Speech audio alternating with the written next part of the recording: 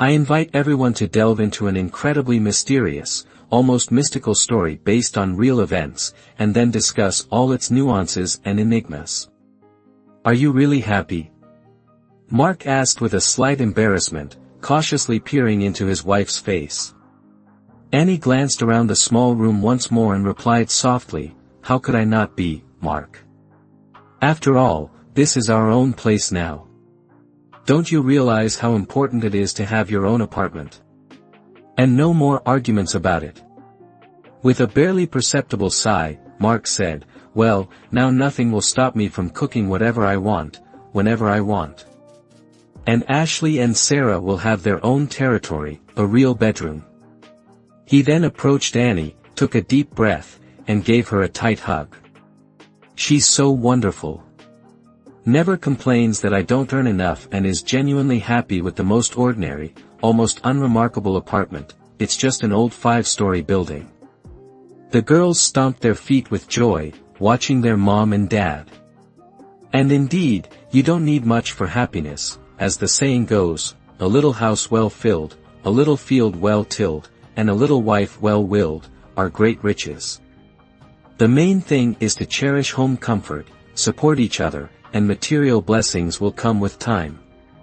The following month, the newly formed family began to settle into their purchased apartment. Alas, there was not enough money for renovations, so they had to make do with what they had. The walls were covered with simple, unremarkable wallpaper, in the living room, pale pink with patterns, and in the bedroom, which Annie and Mark decided to take for themselves, grayish-green, as if slightly smoked. The ceiling was plain whitewash, and in the kitchen, there were some cracked tiles here and there, dating back to the old days. The ancient wooden doors had long acquired a yellowish tint, although they were originally painted white. The only thing that remained in a more or less good condition was the plumbing. The toilet bowl shone with whiteness, and the bathtub was a pleasure with its fresh enamel. The floors were covered with an old, heavily worn linoleum. Of course, repairs were urgently needed, but first, they had to pay off the accumulated debts taken to purchase this modest living space. Nevertheless, Annie and Mark were happy with their little corner and made plans for the future. But the first alarming signs were Annie's sudden headaches. They occurred exclusively at home and disappeared as soon as she went outside. One evening, returning from work, Mark found his wife lying on the couch muttering something incomprehensible. Ashley and Sarah, quietly peeking from behind the corner, understood that scandals had become more frequent in recent weeks, and it was better not to get caught by Dad. Suddenly, a dish was touched, the refrigerator slammed shut, and then Annie's voice reached the parents' room. "For dinner, only fried potatoes, no meat for the man. Or maybe you have some extra money lying around somewhere." Mark, staring intently at his exhausted wife lying on the couch, barely restrained his rage. His eyes burned like a torch. The girls quieted down and, holding their breath, waited to see what would happen next. Annie sat up, looked straight into her husband's face, and said in an absolutely calm voice, "What's wrong with you lately, Mark? First of all, I've had a terrible headache for a week now. You went to the doctor with me, remember? Secondly, the meat ran out a long time ago, and payday is still far away. Unless you have some money hidden somewhere that I don't know about." Squinting, Mark flared up even more. "Mom was right, I shouldn't have married you. You're good for nothing. I suggested moving to the countryside, raising livestock so we would have our own meat, but you insisted on the city. And your mom couldn't stand me, remember?" Annie replied in an even tone, "While we lived with your parents, your mother constantly humiliated me, and you silently kept quiet. Yes, you've always been like this, I just didn't notice everything then. But now your true character has been fully revealed. And I'm not holding you back. You can leave if you want. Oh, by the way, Michelle Thompson has been circling around you at work for a long time. So go to her if you think you'll be happier there. We'll see if you don't regret it." Mark angrily waved his finger, abruptly turned around, and stormed off, slamming the front door with a bang. Thus ended the first stage of those creepy and incomprehensible events that befell a once ordinary family life. Who could have known that all this was just the beginning, he thought as he left, filled with conflicting emotions. For Annie, it was a heavy blow. She hoped that her husband would come to his senses and not leave her in such a difficult situation. They had lived together for 6 years without major quarrels. They argued only because of Mark's mother, who, from the day of the wedding, disliked her daughter-in-law, but the gentle and calm Annie always tried to resolve conflicts. Of course, she asked God for help, hoping to protect her children from divorce so that the girls would feel the love of both their father and mother. However, now everything had changed completely. Annie threw herself into work, spent time with Ashley and Sarah, tried to distract herself from her worries, and befriended her neighbor Natalie, who had lived here since childhood.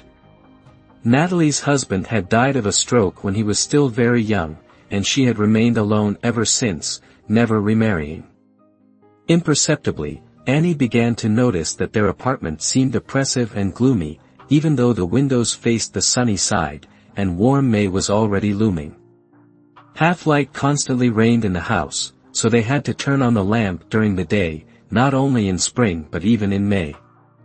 And yet, there was a strange feeling as if she was not alone in her bedroom.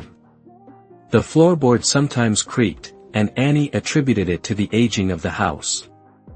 She was also alarmed by the fact that the girls categorically objected to moving into their room and continued to sleep in the living room. And when they played in their mother's bedroom, it became somehow creepy. One day, Ashley suddenly exclaimed loudly that she did not want to be near the closet because evil eyes are watching us. Sarah confirmed and added that she also sensed something unkind emanating from this bulky wooden cabinet. Gradually, Annie began to notice that if she fell asleep at night and then suddenly woke up, she immediately caught someone's invisible gaze on herself. One day, she woke up from an inexplicable anxiety. There was absolute darkness in the room, and there was no hint of a breeze from the half-open window. The 5-story building was located deep in the courtyard, so the night sounds of cars hardly penetrated here, only rare echoes reminded of the city bustle. A lone street lamp outside dimly illuminated the other side of the yard. And suddenly, without understanding why, Annie looked directly at the ominous closet. At that very moment, the door slowly opened, and a dark, thick shadow, shapeless and alien, crept out into the room. Annie screamed in fright, and this instantly made the black substance disappear. But after that incident, the creaks and rustles at night only intensified, and the feeling of someone else's presence haunted her even more clearly. Unable to bear it, Annie moved to sleep with the girls in the living room. Fortunately, there was a folding chair there, and there was no need to move anything specifically. The denouement came unexpectedly. In the summer, the children persuaded their mother to get a cat. They had long dreamed of a fluffy pet. Thus, young Sylvester, a gray tabby, appeared in their house. He quickly settled in but categorically refused to enter that ill-fated room. One day, Ashley wanted to pick up the cat and carry him to her mother's bedroom late in the evening, but Sylvester hissed furiously, scratched the girl, broke free, and ran to the kitchen. Annie wondered at the strange behavior of the pet, and in a conversation with her neighbor Natalie, she told about the ominous events in the apartment. Natalie, listening to everything with a serious face, was silent for a minute and then said quietly, "It seems the rumors are true. They said that before you, an old witch lived in this apartment, extremely malicious and inadequate." The neighbors groaned from her, and she refused to pay the rent. In the end, she was evicted, and the housing was put up for sale. "You bought this apartment from the administration cheaply, right?" "Yes, exactly," Annie nodded. "Otherwise, we wouldn't have had enough money." So, when the witch was evicted, she threatened that no one would be able to live here. "I didn't believe in such things before, but now I have no doubt," Natalie spread her hands. "And what to do next?" "You barely have enough money, Mark has almost stopped helping, and this Michelle Thompson is clearly adding fuel to the fire. However, Natalie suddenly perked up and offered a plan.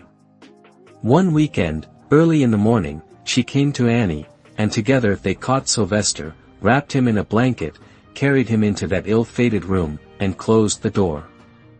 A minute later, loud sounds reached their ears. The cat was screaming, hissing, and seemingly knocking something down. Then there was silence. All that could be heard was Sylvester constantly walking around the room, periodically making anxious sounds. Holding their breath, the women opened the door slightly and saw that Sylvester was walking around the room in a circle counterclockwise, arching his back. Purring and whimpering softly, he would stop every now and then, as if sniffing something, and then suddenly rush to the closet, began to scratch the wooden door, and nervously scrape the baseboard next to the crack with his paws. When Natalie and Annie entered, the girls, watching what was happening from the corridor, only clung to each other. They were worried about Sylvester and their mother. Sylvester, turning his head to the women, meowed loudly and settled near the closet, not taking his eyes off the dusty crack. Gathering her courage, Annie and Natalie dragged the old bulky cabinet away, and what appeared before their eyes plunged them into confusion. Among the cobwebs and a thick layer of dust, a small linen bag was found, pulled together by something very similar to human hair. "This is the witch's curse," Natalie concluded. "I heard that such things must be burned," Annie said uncertainly. Natalie nodded, recalling her grandmother's advice, "Just don't touch it with your bare hands. It must be burned at midnight and at a crossroads. That's what they say is the most reliable way to get rid of malicious damage." That same night, gathering their courage, Annie and Natalie carried out their plan. When the bag turned to ashes, they felt a disgusting smell of rot, and the thick smoke gave the feeling as if a huge fire was burning, not a tiny bag. But after that moment, all the troubles stopped. Annie's constant headaches disappeared, and disturbing sounds no longer bothered her. About a month later, Mark appeared at the door. He came to reconcile and asked to come back.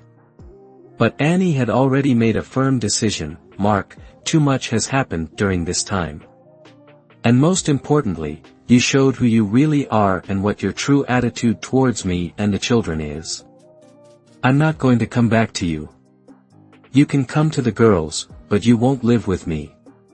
If necessary, I'll buy out your share of the apartment. I just got a raise, and now my salary is many times higher than before." After that, Sylvester calmly walked around the room, where he could not stay at all before. The girls also played there and began to consider whether to move there permanently. But fate decreed otherwise. By the end of the summer, Annie accidentally met a widower who, as it turned out, had a daughter growing up, the same age as Ashley.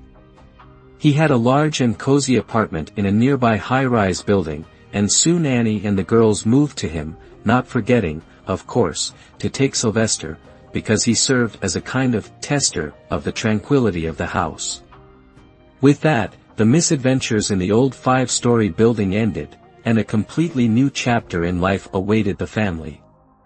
Thus, the mystical story, raising questions about the paranormal and the power of evil intent, ended happily thanks to the determination and unity of those who were not afraid to resist the witchcraft.